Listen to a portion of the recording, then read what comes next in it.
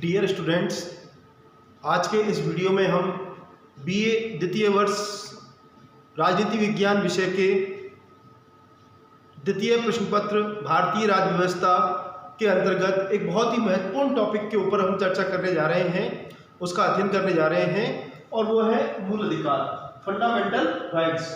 मूल अधिकार क्या होते हैं, हमें कौन कौन से मूल अधिकार मिले हुए हैं और इन मूल अधिकारों का क्या महत्व है, किस सीमा तक इनके ऊपर राज्य द्वारा प्रतिबंध लगाए जा सकते हैं, आदि बिंदुओं पर आज के इस वीडियो में हम चर्चा करेंगे। आप इस YouTube चैनल को सब्सक्राइब कर लें।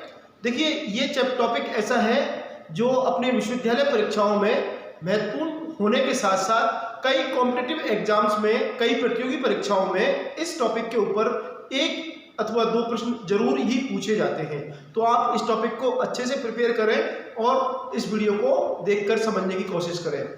मूल अधिकार, फंडामेंटल राइट्स कहते किसे हैं? ऐसे अधिकार जो कि व्यक्ति को अपने व्यक्तित्व का विकास करने के लिए आवश्यक हैं और जिनका उल्लेख राज्य की मूल विधि में, ऐसे अधिकार जिनका उल्लेख राज्य की मूल विधि में कर दिया गया है, अर्थात जिनका उल्लेख किसमें कर दिया गया है? संविधान में कर दिया गया है। और वे अधिकार अबाधित रूप से सभी नागरिकों को समान रूप से प्राप्त होते हैं। उन अधिकारों को हम क्या कहते हैं? मूल अधिकार कहते हैं। तो राज्य की मूल विधि संविधान, जो कि साधारण विधि से अर्थात संसद द्वारा बनाए गए कानूनों से जिनको ज्यादा महत्व दिया जाता है, उनको मूल विधि कहते हैं। और मूल विधि का स्रोत क्या है? संविधान है। तो जिनका उल्लेख संविधान में कर दिया गया है, ऐसे जो राज्य की शक्ति के ऊपर क्या लगाते हैं? सीमा लगाते हैं कि राज्य ऐसा कोई कार्य नहीं करेगा जिसके परिणाम स्वरूप व्यक्ति के इन अधिकारों का हनन हो। तो राज्य की कार्यपालिका और राज्य की विधायिका के ऊपर जो प्रतिबंध लगाते हैं व्यक्ति की स्वतंत्रता की रक्षा के लिए, राज्य के कार्यों से, राज्य की शक्ति से व्यक्ति की स्वतंत्रता की रक्षा के लिए जिन अधिकारों के माध्यम से आवश्यक प्रतिबंध लगाए जाते हैं, उन अधिकारों को हम कौन से अधिकार कह रहे हैं? मूल अधिकार कह रहे हैं। भारत के संविधान में भारतीय नागरिकों को भी मूल अधिकारों की व्यवस्था की गई है। हमको ये प्रेरणा मिली अमेरिकी संविधान से। अमेरिकी संविधान में अमेरिकी नागरिकों को प्रथम 10 संविधान संशोधन द्वारा मौलिक अधिकार प्रदान किए गए थे, परंतु तो हमने अपने संविधान में ही इनका उल्लेख कर दिया गया है। संविधान के भाग 3 में अनुच्छेद 12 से लेकर के अनुच्छेद 35 तक भारतीय नागरिकों को मूल अधिकार उपलब्ध कराए गए हैं। मूल रूप से 7 मौलिक अधिकार संविधान द्वारा भारतीय नागरिकों को प्रदान किए गए थे। 44वें संविधान संशोधन 1978 द्वारा संपत्ति के अधिकार को मूल अधिकारों से निकाल करके, अर्थात अनुच्छेद 31 जो संपत्ति के अधिकार की बात करता था, तो इस संपत्ति के अधिकार को मूल अधिकार के स्थान पर अब कानूनी अधिकार के रूप में मान्यता प्रदान की गई है। तो इस प्रकार वर्तमान में आज हम बात करें तो भारतीय नागरिकों को संविधान द्वारा कितने मूल अधिकार प्रदान किए गए हैं? 6 मूल अधिकार प्रदान किए गए हैं। ये 6 मूल अधिकार कौन कौन से हैं? समानता का अधिकार, राइट टू इक्वलिटी, जो कि आर्टिकल 14 से लेकर के आर्टिकल 18 तक, अनुच्छेद 18 तक ये समानता के अधिकार की बात की गई है। दूसरा है स्वतंत्रता का अधिकार, राइट टू फ्रीडम, जो कि अनुच्छेद 19 से लेकर के अनुच्छेद 22 तक इसका हमें देखेंगे। और तीसरा अधिकार है शोषण के विरुद्ध अधिकार, जो कि अनुच्छेद 23 और 24 में इसकी बात की गई है। अगला अधिकार है धार्मिक स्वतंत्रता का अधिकार, जो कि अनुच्छेद 25 से लेकर अनुच्छेद 28 तक जिसका वर्णन किया गया है। और शिक्षा एवं संस्कृति का अधिकार, जो कि अनुच्छेद 29 और 30 में। और सर्वाधिक महत्वपूर्ण जो मूल अधिकार है, जिस पर ही बाकी अन्य सब अधिकार टिके हुए हैं, वो है संवैधानिक उपचारों का अधिकार, जो कि अनुच्छेद 32 में इसकी बात कही गई है।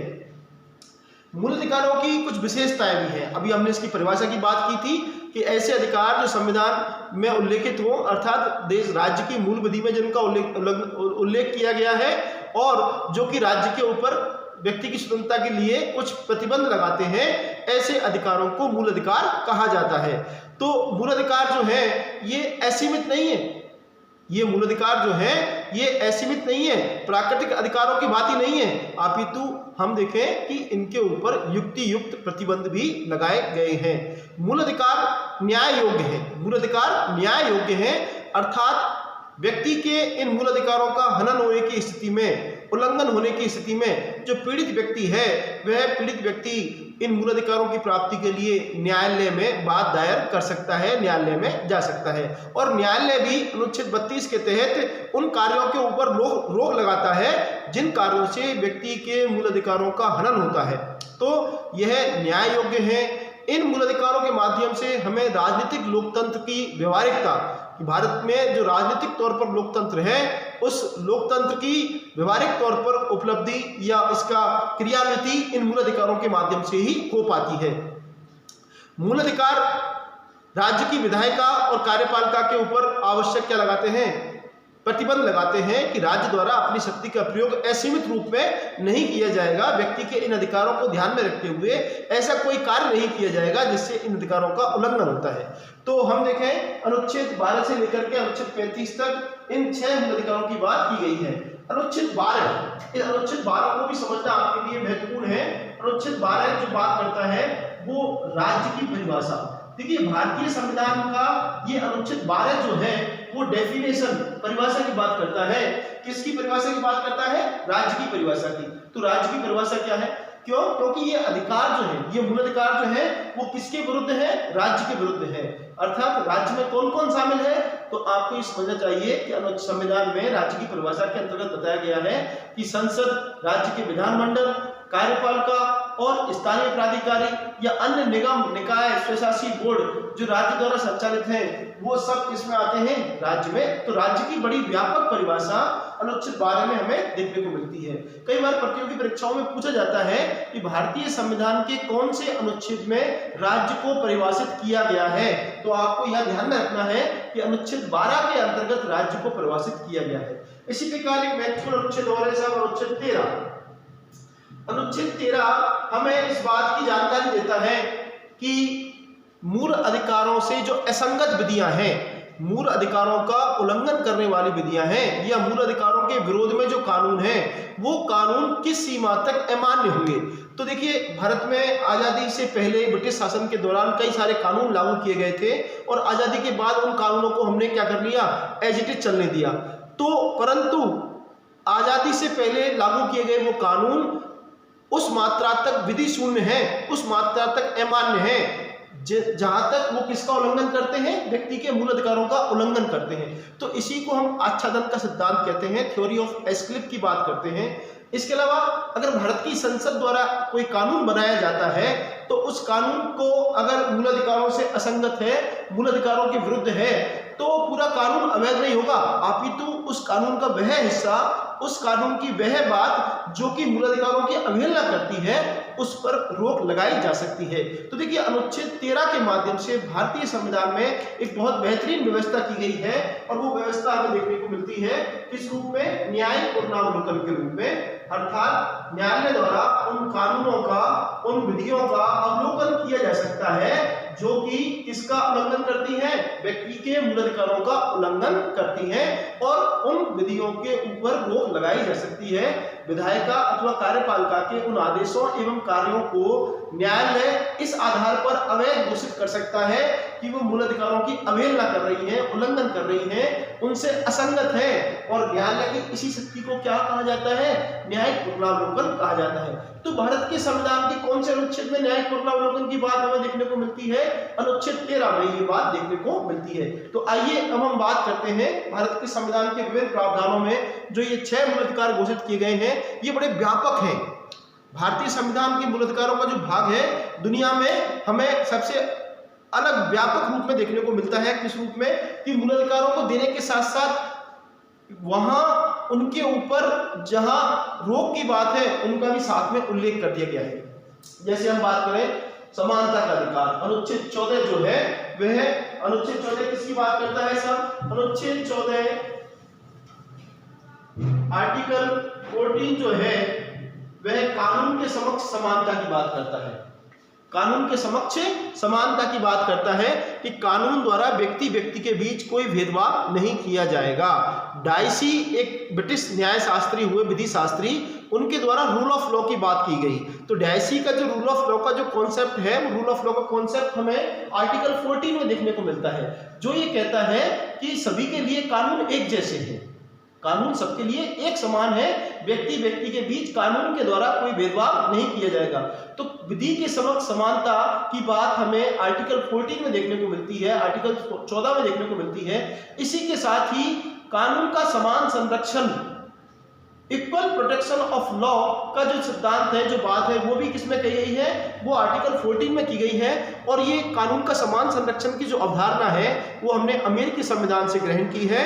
और इसका मतलब ये हुआ कि समान व्यक्तियों के साथ समान व्यवहार, अर्थात एक जैसे व्यक्तियों के लिए एक जैसे कानून बनाए जा सकते हैं। तो यह सकारात्मक पक्ष है, यह कैसा पक्ष है, सकारात्मक पक्ष है। देखिए विधि का शासन तो कहता है कि भेदभाव नहीं करेगा, वो नकारात्मक पक्ष है। और कानून का समान संरक्षण जो है वो ये कहता है कि राज्य समान व्यक्तियों के साथ क्या कर सकता है, एक जैसे कानून बना सकता है, अर्थात असमान व्यक्तियों के बीच में भेदभाव, जैसे गरीबों पर कम कर और अमीरों के ऊपर उनकी आय के अनुपात में ज्यादा कर लगाया जा सकता है। तो गरीब अमीर में जो आय के आधार पर हमने ये अंतर किया है, यह राज्य कर सकता है। तो ये बात आर्टिकल 14 में कानून के समान संरक्षण में निहित की गई है।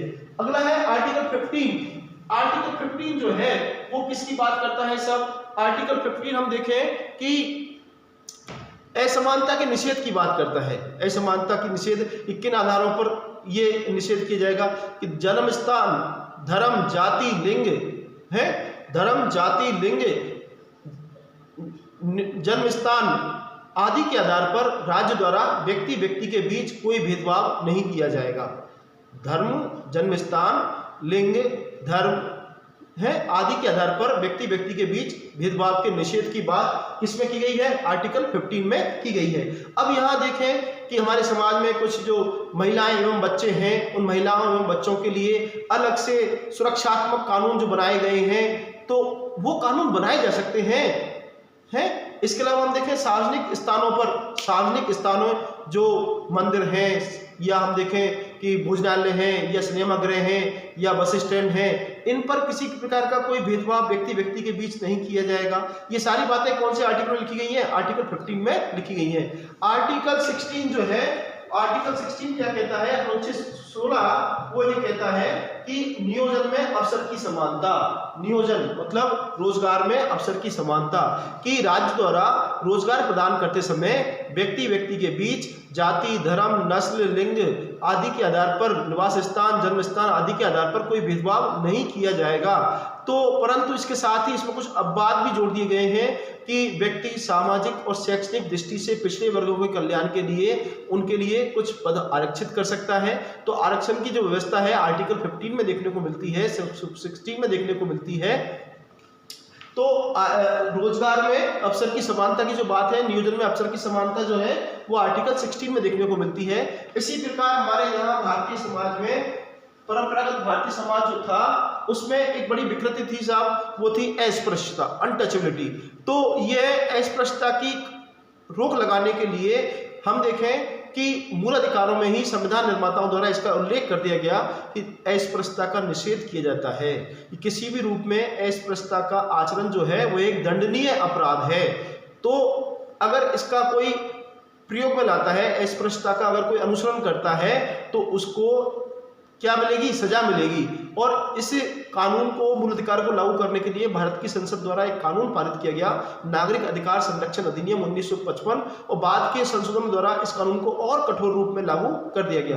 तो अस्पृश्यता हमारे यहाँ एक जो गरीब गंभीर बीमारी थी उसको रोकने के लिए संविधान निर्माताओं द्वारा अनुच्छेद 17 में अस्पृश्यता को रोकने की बात कही गई है।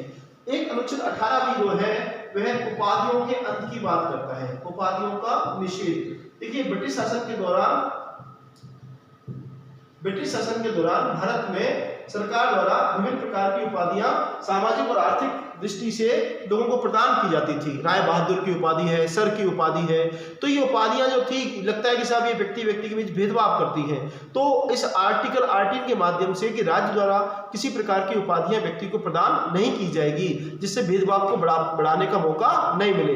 हम देखते हैं कि भारत सरकार द्वारा प्रतिवर्ष भारत रत्न, पद्म विभूषण, पद्म श्री आदि पुरस्कार प्रदान किए जाते हैं। तो क्या ये उपाधियां नहीं रोकी गई हैं? क्या ये उपाधियों के आधार पर, देखिए ये उपाधियां व्यक्ति की जो उपलब्धियां हैं, इन उपलब्धियों को राज्य द्वारा पुरस्कृत किया जाता है और इन का वितरण करते समय विवेकपूर्ण तरीके से, तर्कपूर्ण तरीके से, जो आधार है वो विवेकपूर्ण होना चाहिए, उस आधार पर ये प्रदान की जाती है। और ये कहा भी गया है न्यायालय द्वारा अपने निर्णय में कि इन उपाधियों को व्यक्ति द्वारा अपने नाम के आगे प्रयोग नहीं किया जाना चाहिए। और अगर किसी व्यक्ति द्वारा किसी विदेशी राज्य से कोई उपाधि या टाइटल स्वीकार किया जाता है तो उसे पहले अनुमति लेनी होगी भारत के राष्ट्रपति की।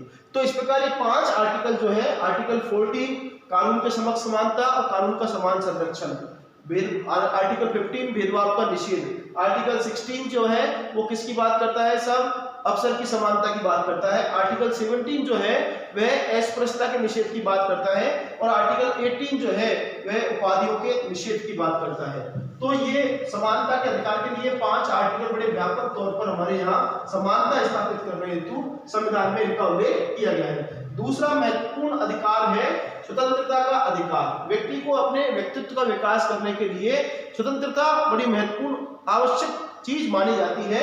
अब ये आर्टिकल 19 से लेकर के स्वतंत्रता का अधिकार कहां से कहां तक दिया गया है, आर्टिकल 19 से लेकर के आर्टिकल 22 तक, अनुच्छेद 22 तक इस स्वतंत्रता के अधिकार की बात कही गई है।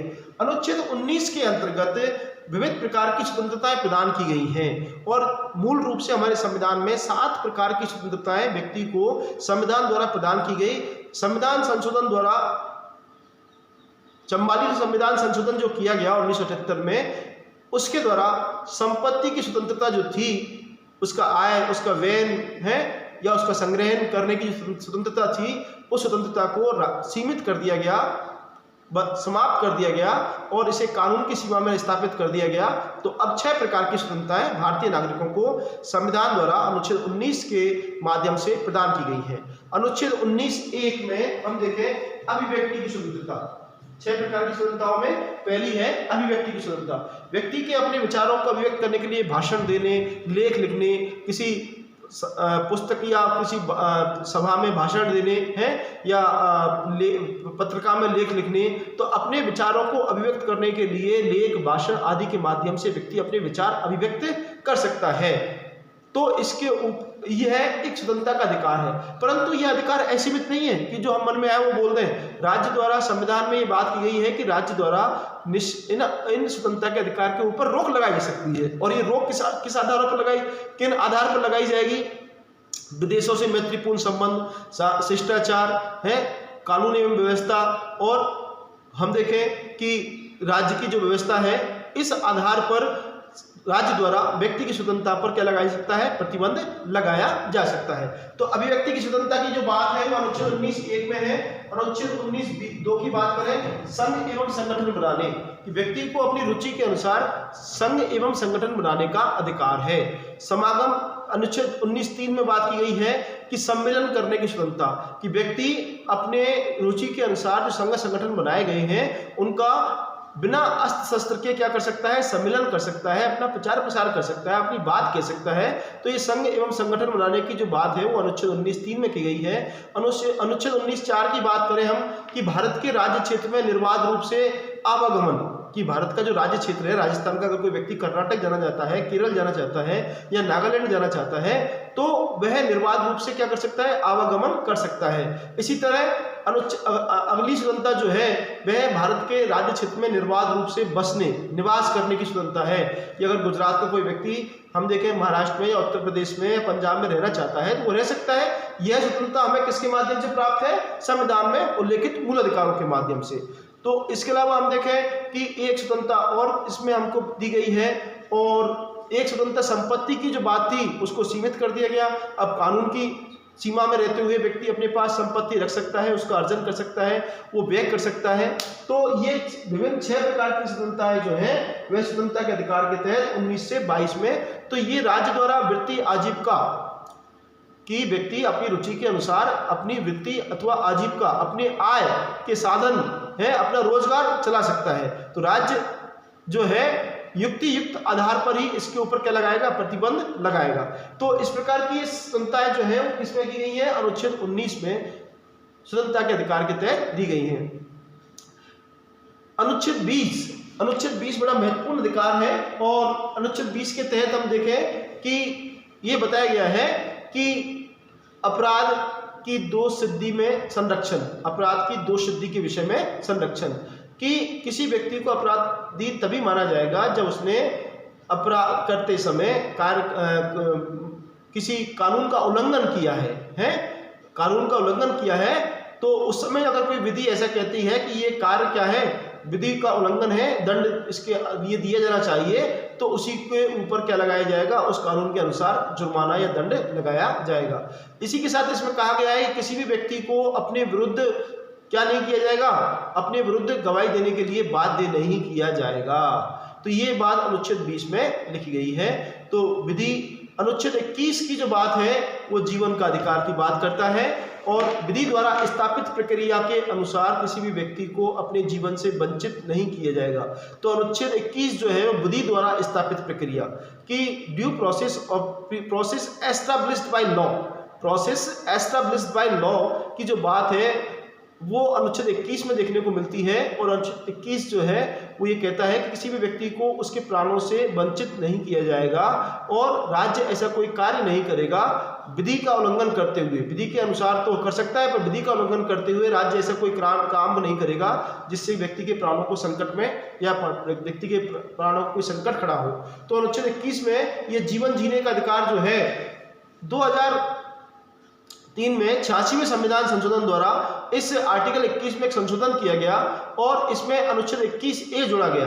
और अनुच्छेद 21A द्वारा शिक्षा का अधिकार, शिक्षा के अधिकार की शिक्षा को एक मौलिक अधिकार के रूप में कि राज्य 6 से 14 आयु वर्ष के जो बच्चे हैं इन बच्चों को क्या प्रारंभिक शिक्षा उपलब्ध कराएगा, यह राज्य का दायित्व निर्धारित कर दिया गया, राज्य की ड्यूटी निर्धारित कर दी गई। और ये देखें कि यह बच्चों का एक मूल अधिकार बना दिया गया कि 6 से 14 आयु वर्ष तक के बच्चों को निःशुल्क एवं अनिवार्य मौलिक शिक्षा, मूलभूत शिक्षा मिलना, प्राथमिक शिक्षा मिलना जरूरी है। तो ये आर्टिकल जो है अनुच्छेद 21 में ये बात कही गई है। अनुच्छेद 22 बड़ा महत्वपूर्ण आर्टिकल है। अनुच्छेद 22 में हम देखें निवारक निरोध की बात की गई है कि निवारक निरोध का मतलब ये है, देखिए ये कोई मूलाधिकार नहीं है, ये मूलाधिकार कि व्यक्ति को किसी कानून के तहत गिरफ्तार किया जाता है, तो गिरफ्तारी के समय उसको कुछ अधिकार है कि उसे गिरफ्तार करते समय बताया जाएगा कि उसे किन आधारों पर गिरफ्तार किया गया है, उसे अपनी रुचि के वकील से परामर्श करने का अधिकार है, और गिरफ्तारी के 24 घंटे के अंदर अंदर उसे न्यायालय के समक्ष पेश भी किया जाएगा। और ये बात तो हम देखते हैं सामान्यतः मूल अधिकारों के तहत आते हैं, परंतु यह अनुच्छेद जो 22 है वह अनुच्छेद 22 विदेशी नागरिकों को उपलब्ध नहीं है, शत्रु राज्य के नागरिकों को उपलब्ध नहीं है। तो जो राष्ट्रीय सुरक्षा कानून है उनका उल्लंघन करने वालों के लिए यह अनुच्छेद 22 उपलब्ध नहीं है। तो निवारक निरोध की व्यवस्था अनुच्छेद 22 में की गई है कि राज्य को यह आशंका लगे कि किसी व्यक्ति द्वारा अपराध किया जा सकता है, तो उसे अपराध करने से रोकने के लिए राज्य उस व्यक्ति को पहले से ही हिरासत में ले सकता है। अपराध किया नहीं है, अपराध करने से पूर्व ही राज्य द्वारा उस बंदी को क्या करना, नजरबंद करना, यह क्या कहलाता है, निवारक निरोध। बाकी अन्य जो सजाएं होती हैं वो तो अपराध करने के बाद होती हैं, पर अनुच्छेद 22 में जो निवारक निरोध की बात की गई है वो राज्य को ये अधिकार देती है कि अपराध किए जाने से पूर्व ही संभावना होने पर राज्य व्यक्ति को क्या कर सकता है, नजरबंद कर सकता है, बंदी बना सकता है, जिससे कि वो अपराध ना करे। तो ये निवारक निरोध की बात जो है वो अनुच्छेद 22 में की गई है। और इस निवारक निरोध अधिनियम का प्रयोग करते हुए भारत में भारत सरकार द्वारा कई कानूनों का निर्माण किया गया। राष्ट्रीय सुरक्षा कानून, रासुका की बात करें, टाडा की बात करें, हैं, तो ये जो है NSA जो है, ये सब निवारक निरोध अधिनियम के उदाहरण हैं। तीसरा अधिकार है शोषण के विरुद्ध अधिकार। अनुच्छेद 23 बात करता है बलात् श्रम का निषेध। बलात् श्रम हमारे यहाँ बेगार प्रथा प्रचलित थी, अर्थात लोगों से श्रम करवाया जाता था, है, बदले में कुछ नहीं दिया जाता था, और ये व्यवस्था पीढ़ियों तक प्रचलित थी। तो इसको अपन बेगारी कहते थे, तो इसको अवैध घोषित किया गया है, इसके ऊपर रोक लगाई गई है। और अनुच्छेद 24 जो है वो बाल श्रम का निषेध करता है कि जो छोटे बच्चे हैं उन छोटे बच्चों को जो खतरनाक उद्योग हैं, जोखिमपूर्ण उद्योग हैं, उन जोखिमपूर्ण उद्योगों में 6 से 14 वर्ष तक के जो बच्चे हैं उनको क्या नहीं कराया जाएगा, नियोजित नहीं किया जाएगा, काम में नहीं लगाया जाएगा। अगर कोई ऐसा व्यक्ति करता है तो उसके ऊपर क्या दंडनीय कार्रवाई की जाएगी। राज्य तो बच्चों को किसके ऊपर, बाल श्रम का निषेध करने की बात अनुच्छेद 24 में हमें देखने को मिलती है। धार्मिक स्वतंत्रता का अधिकार अनुच्छेद 25 से 28। आपने संविधान की प्रस्तावना पढ़ी जब आपको बताया गया कि भारत ने अपना उद्देश्य एक धर्मनिरपेक्ष राज्य की स्थापना करना है, ऐसा राज्य जिसकी दृष्टि में सभी धर्म समान हैं। तो इसके लिए आवश्यक प्रावधान जो है हमारे संविधान निर्माताओं ने हमारे संविधान के मूल अधिकारों वाले भाग में इनका उल्लेख कर दिया गया है। अनुच्छेद 25 ये कहता है कि सभी व्यक्तियों को अपने अंतःकरण, अपने विश्वास के अनुसार धार्मिक आचरण करने की स्वतंत्रता है। राज्य व्यक्ति द्वारा जो भी धार्मिक आचरण किया जाएगा उसके ऊपर कोई रोक नहीं लगाएगा। परंतु साथ ही हम देखें कि जैसे मैंने कि आपको शुरुआत में बताया था कि हमारे संविधान निर्माताओं ने मौलिक अधिकारों के प्रदान करने के साथ साथ उन चीज़ों को भी उल्लेख कर दिया गया है जिनके आधार पर राज्य इन अधिकारों के ऊपर रोक लगा सकता है। तो हम देखें सामाजिक व्यवस्था, शिष्टाचार, सार्वजनिक स्वास्थ्य है आदि आधारों पर इन अधिकारों के ऊपर राज्य द्वारा क्या लगाई जा सकती है, रोक लगाई जा सकती है। जैसे उदाहरण के तौर पर हम बात करें नरबली, अगर कोई व्यक्ति ये कहे कि साहब मुझे धर्म ये कह रहा है कि मुझे बलि देनी है, परंतु देखिए बलि में दूसरे के अधिकारों का हनन हो रहा है, तो इस धार्मिक स्वतंत्रता के अधिकार के आधार पर हम उसके बलि देने के कार्य को उचित नहीं ठहरा सकते। तो अनुच्छेद 25 जो है वो धार्मिक स्वतंत्रता के अधिकार की बात करता है। अनुच्छेद 26 जो है व्यक्ति अपनी रुचि के अनुसार धार्मिक संस्था बना सकता है, संगठन बना सकता है। अनुच्छेद 27 जो है कि व्यक्ति अपनी धार्मिक रुचि की जो संस्थाएं हैं उन संस्थाओं का क्या कर सकता है, संचालन कर सकता है और अपनी आय का एक हिस्सा धार्मिक कार्यों के लिए खर्च कर सकता है। और धार्मिक कार्यों के लिए जो आय का हिस्सा खर्च किया जा रहा है राज्य उसके ऊपर कोई कर नहीं लगाएगा। यह बात भी अनुच्छेद 27 में, अर्थात अपनी धार्मिक कार्यों का प्रचार प्रसार करने की बात अनुच्छेद 27 में कही गई है।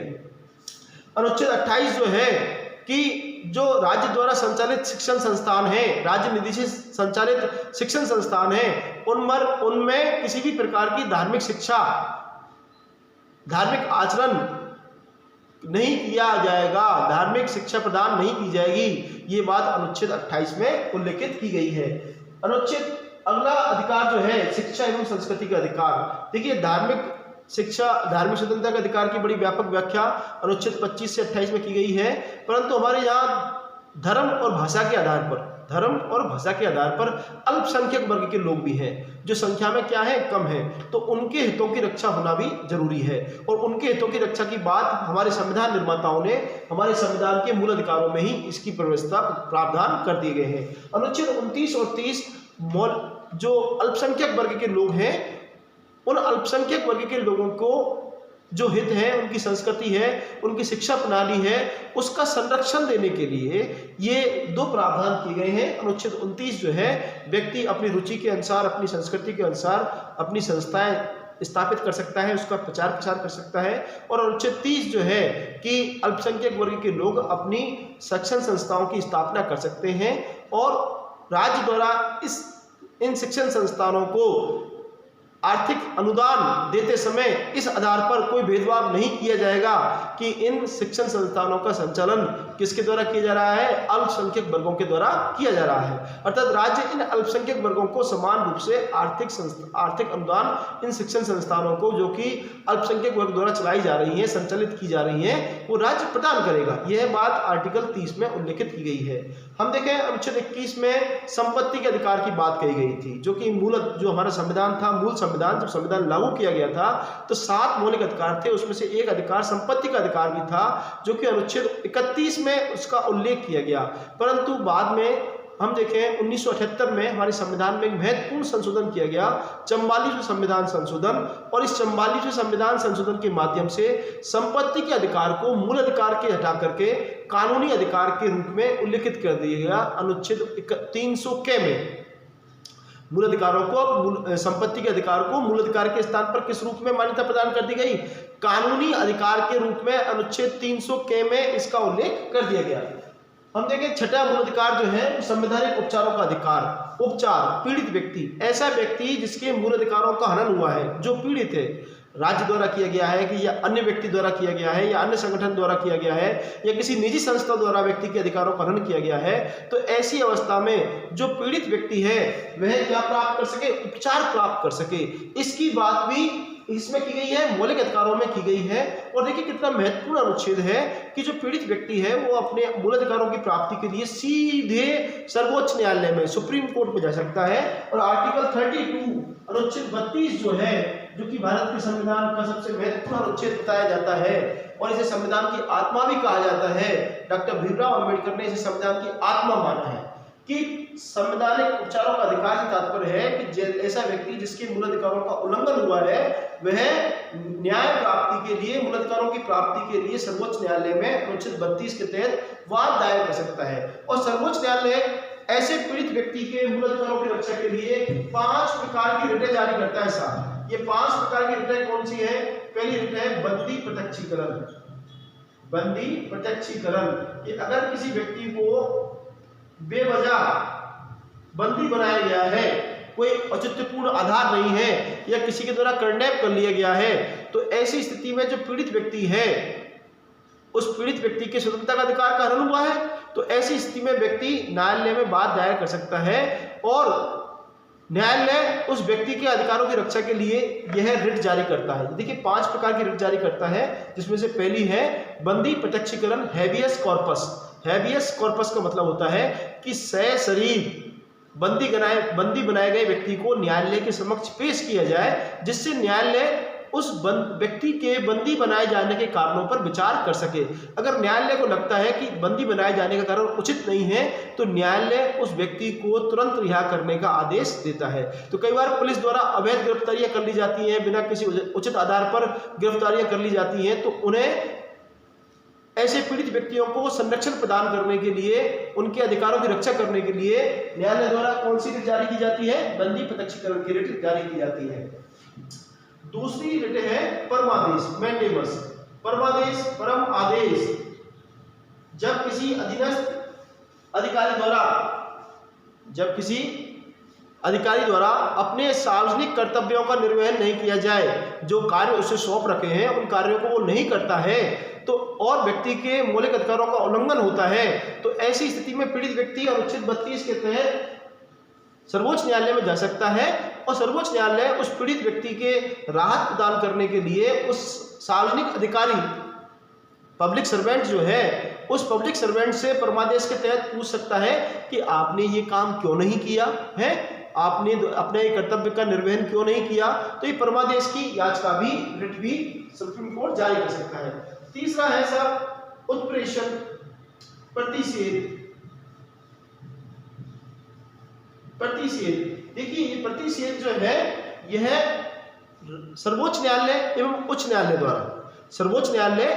न्यायालय द्वारा अपने अधीनस्थ न्यायालयों या अर्ध न्यायिक निकायों के विरुद्ध जारी की जाती है कि अगर किसी अधीनस्थ न्यायालयों में किसी केस की सुनवाई चल रही है और न्यायालयों को लगता है कि इस अधीनस्थ न्यायालय इस केस को सुनने के लिए अधिकृत नहीं है या यहाँ न्याय की अवहेलना हो सकती है, तो सर्वोच्च न्यायालय अधीनस्थ न्यायालयों को आदेश जारी करता है कि उन लोअर कोर्ट्स में, अधीनस्थ न्यायालयों में जो केस की सुनवाई चल रही है उस केस की सुनवाई को क्या कर दिया जाए? रोक दिया जाए, प्रतिषेध कर दिया जाए, है उसको क्या कर दिया जाए? समाप्त कर दिया जाए। तो यहाँ काम को रोकने की बात आती है, अर्थात ये नेगेटिव सेंस में है। और चौथी जो रिट है वो है सब उत्प्रेषण। उत्प्रेषण का मतलब होता है ऊपर की ओर भेजना, है प्रोहिबिशन सीरियसली। तो उत्प्रेषण का मतलब है कि सर्वोच्च न्यायालय अपने अधीनस्थ न्यायालयों को निर्देश देता है कि कोई केस की सुनवाई उनके यहाँ चल रही है लोअर कोर्ट्स में, अधीनस्थ न्यायालयों में, उस केस को कहाँ भेज दिया जाए? उच्च न्यायालयों में, सर्वोच्च न्यायालयों में भेज दिया जाए। तो इसको क्या कहते हैं अपन? उत्प्रेषण। देखिए इसमें तो सुनवाई रोकने की बात की जाती है और इसमें उस केस को ऊपर भेजने की बात, उत्प्रेषण अपर कोर्ट्स में भेजने की बात की जाती है। पांचवी रिट है अधिकार परीक्षा। अधिकार परीक्षा, क्यों वारंटो, ये पांचवी रिट है साहब। अधिकार परीक्षा, इसका तात्पर्य है किस अधिकार के तहत पूछा जाता है कि अगर किसी व्यक्ति ने अपने पद का दुरुपयोग किया है या कोई व्यक्ति उस पद पर बैठने के लिए योग्य नहीं है या उस पद को अवैध तरीके से क्या किया है? अर्जित किया है, तो न्यायालय उस व्यक्ति से पूछ सकता है कि आपने किस अधिकार के तहत ये कार्य किया है, ये पद ग्रहण किया है, आपका आधार क्या है। अगर न्यायालय को लगता है कि ये आधार त्रुटिपूर्ण है, गलत है, मिथ्या है, तो उस अधिकार पेक्षा रिट के आधार पर उस पीड़ित व्यक्ति को राहत प्रदान की जा सकती है। तो इन मूल अधिकारों का उल्लंघन होने पर पीड़ित व्यक्ति अनुच्छेद 32 का प्रयोग करते हुए, संवैधानिक उपचारों के अधिकार का प्रयोग करते हुए सर्वोच्च न्यायालय में बात दायर कर सकता है और उस पीड़ित व्यक्ति को राहत प्रदान करने के लिए सर्वोच्च न्यायालय द्वारा ये 5 प्रकार की रिट जारी की जाती हैं। बंदी प्रत्यक्षीकरण, बंदी व्यक्ति को सशरीर न्यायालय में पेश किया जाना, परमादेश, सार्वजनिक अधिकारी को अपने कर्तव्यों का निर्वहन का आदेश, प्रतिषेध, सर्वोच्च न्यायालय अधीनस्थ न्यायालयों को निर्देश देता है कि उनके यहाँ जो केस की सुनवाई चल रही है उसे रोक दिया जाए, उत्प्रेषण, उच्च न्यायालय सर्वोच्च न्यायालय निम्न न्यायालयों को आदेश देते हैं कि उनके यहाँ जो केस की सुनवाई चल रही है उसको रोक करके ऊपर के न्यायालयों में क्या कर दिया जाए, प्रेषित कर दिया जाए, भेज दिया जाए। और अधिकार पेक्षा इस रिट के तहत पूछा जाता है कि सार्वजनिक पद पर ग्रहण या बैठने वाले व्यक्ति ने किस अधिकार के तहत अपने पद को ग्रहण किया है। तो इस प्रकार ये 6 मूल अधिकार हमारे संविधान में इनका उल्लेख किया गया है और इन 6 में संवैधानिक उपचारों का अधिकार जो है और अनुच्छेद 32 बहुत महत्वपूर्ण है। प्रतियोगी परीक्षाओं में ये अधिकार और इनके आर्टिकल पूछे जाते हैं या ये 5 प्रकार की रिट है, कौन सी रिट कब निकाली जाती है सुप्रीम कोर्ट द्वारा ये पूछी जाती है, इनका अर्थ पूछा जाता है। तो आप इस टॉपिक को फंडामेंटल राइट्स वाला जो टॉपिक है इसको आप प्रिपेयर कर लें, इसमें से जरूर आवश्यक रूप से प्रश्न पूछे जाते हैं। आपको ये वीडियो अच्छा लगे तो आप इसे शेयर करें और चैनल को सब्सक्राइब जरूर करें। Thank you so much.